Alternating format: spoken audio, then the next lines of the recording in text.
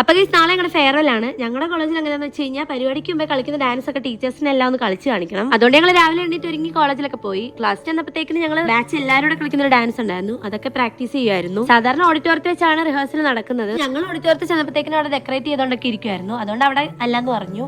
പിന്നെ ഞങ്ങൾ കുറച്ച് നേരം അവിടെ ഇങ്ങനെ ഇരുന്നു. ഇനി ഞങ്ങൾക്ക് ഇങ്ങനെ ഒരു പരിപാടിക്ക് മുമ്പുള്ള ദിവസം ഇങ്ങനെ ഇരിക്കാന്ന് പറ്റില്ല. എല്ലാ പരിപാടിക്ക് മുമ്പേ ഞങ്ങൾ ഇങ്ങനെ ഓഡിറ്റോറിയത്തിലൊക്കെ പോയിരുന്ന അവിടെ എന്തെങ്കിലുമൊക്കെ പണിയൊക്കെ ഉണ്ട് ചെയ്യുന്നതായിരുന്നു. ഞങ്ങൾ അവിടെ ഇന്നപ്പോഴത്തേക്കിനും എല്ലാവർക്കും ഭയങ്കര വിഷമമൊക്കെ ആയിരുന്നു. ഇന്ന് ഉച്ച കഴിഞ്ഞപ്പോഴത്തേനും റിഹേഴ്സലൊക്കെ കഴിഞ്ഞു. അതിന് പിന്നെ ഹോസ്റ്റലിൽ വന്ന് കുറച്ച് നേരം കിടന്നൊക്കെ ഉറങ്ങി രാത്രി ആയപ്പോഴത്തേക്കിനും എണീറ്റ് പിന്നെ ഭയങ്കര സ്കിൻ കെയർ ഒക്കെ ആയിരുന്നു. ഞാൻ പിന്നെ ഒരു ഡീറ്റൻ ഫേസ് പാക്ക് ഒക്കെ ഇട്ടു. പിന്നെ കയ്യിലും കഴുത്തിലും എല്ലാം തേച്ച് വെച്ചു. അതൊരു ഇൻസ്റ്റന്റ് ഗ്ലോ ഒക്കെ തരുമെന്നാണ് പറയുന്നത്.